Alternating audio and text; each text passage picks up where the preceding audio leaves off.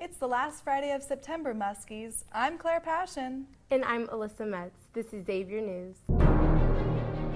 From the Xavier University Television Studio, this is Xavier News. The tragic 4-day shooting spree in Nairobi Mall in Kenya came to an end Tuesday. According to CNN, 5 of the terrorists died in the attack, while 11 have been arrested under speculation of being involved in the killings. New details reveal that Somali terrorist group Al-Shabaab is responsible for the mass murders.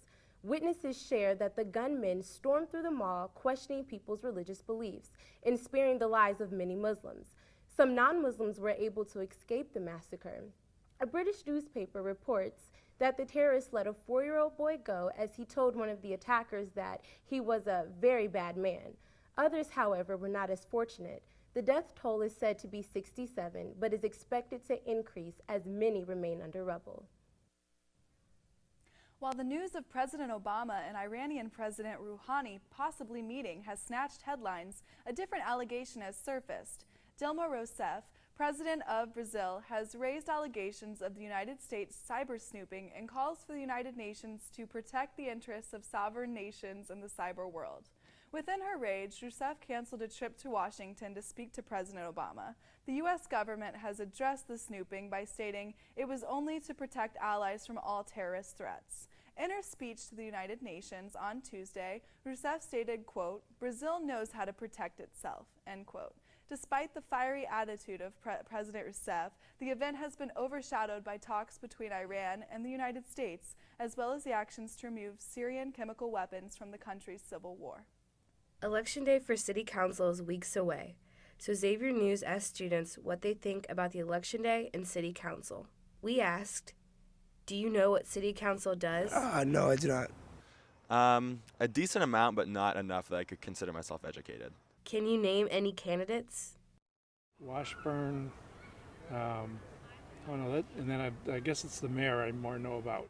Can you name any current issues? I know that streetcars is an issue. The streetcars, around the city. Budget shortfalls. The Cincinnati City Council is the city's legislative body.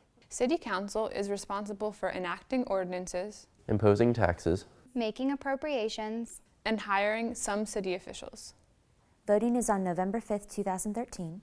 There are 9 spots for 22 candidates. 9 elected individuals form the City Council. They are in charge of making decisions that affect the future of the city.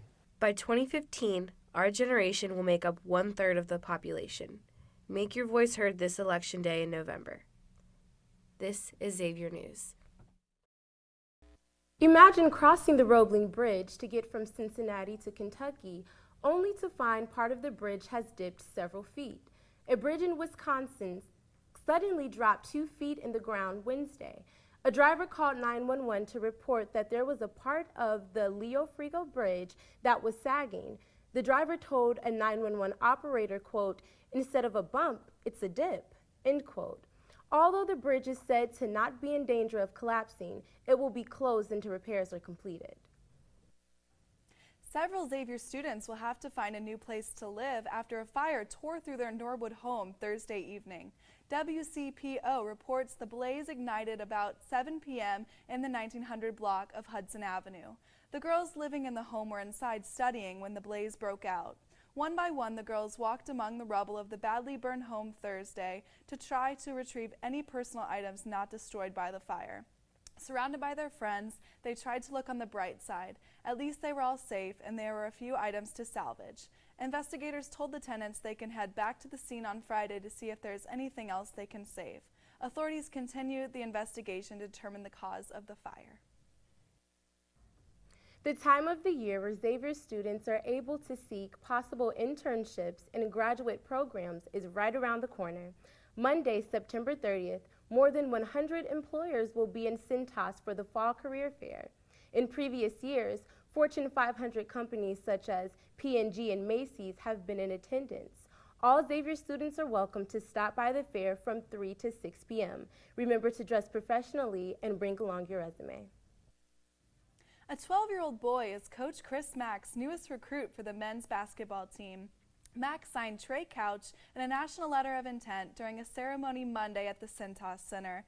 The Liberty Township family connected with the university through Team Impact, a New England-based nonprofit that works with college teams to establish support networks for children with life-threatening and chronic illnesses. Trey was diagnosed in October of 2010 with cerebral degeneration, a disease with no known cure. Max said, quote, "This is a great opportunity for our team. Sometimes we look at our everyday challenges and we think we have it tough. We try to teach our student athletes that there are a lot of stiffer challenges that other people have to face," end quote. Trey's parents are grateful that Xavier accepted him for a dream come true. That's all from this desk. Coming up is Jack with Xavier's Sports Report.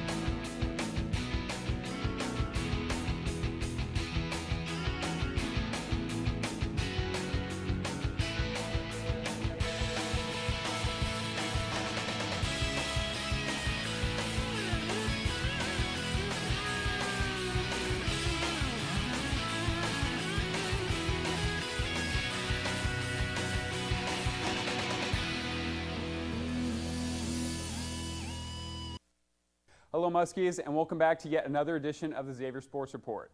This season of fall is officially upon us, and this is the time when fall athletics are sure to make quite a bang. And yes, I mean literally. Riding a 5-match unbeaten streak in which they've surrendered just 2 goals, the Xavier men's soccer team will host the Golden Eagles of Marquette in the first Big East contest in program history on Pots and Pans night. Students and fans are encouraged to bring stone-cold kitchenware and make a lot of noise in support of our Muskies. That should be a lot of fun. The match is slated to start at 7 p.m. on Saturday night. Now, since the schedule was released late last spring, Xavier Volleyball has awaited the start of Big East Conference play. Xavier and Butler, 2 schools that have officially become members of the conference starting on July 1st, will meet tonight at Hinkle Fieldhouse in their first Big East match for each team. The Musketeers bring a 7-6 record into the match, while the Bulldogs enter at 12-2. The match is going to be a battle of strengths. Offensively, Xavier ranks in the top 30 in the nation in kills at 26 and assists at 27th. Now, Butler has one of the top-ranked defenses in the country, ranking 8th in blocks. It is worth noting, however, that in their last 2 meetings, Xavier has come out on top both times. And in other news, Xavier women's tennis looks to be acing some competition in their next tournament. The Lady Muskies will be traveling up the road for the Miami of Ohio Invitational that will take place this weekend. And on the other side of the gender coin, the Xavier men's team has 4 players heading to Tulsa, Oklahoma to represent Xavier in the Intercollegiate Tennis Association Men's All-American Championships. The seniors Mesa May, Jimmy Roebker, and sophomores Zach Mweck and Adam Kroll will start play with the pre-qualifying singles rounds that will begin on Saturday. Players must win 4 rounds to reach qualifying play that begins officially on Monday. They will then have to win 3 rounds to advance to the main draw starting on October 3rd. And that wraps up another edition of the Xavier Sports Report. On behalf of Alyssa, Claire, and myself, I hope all of our Muskies have the best possible weekend competing, and I hope you all have a great weekend. Take care.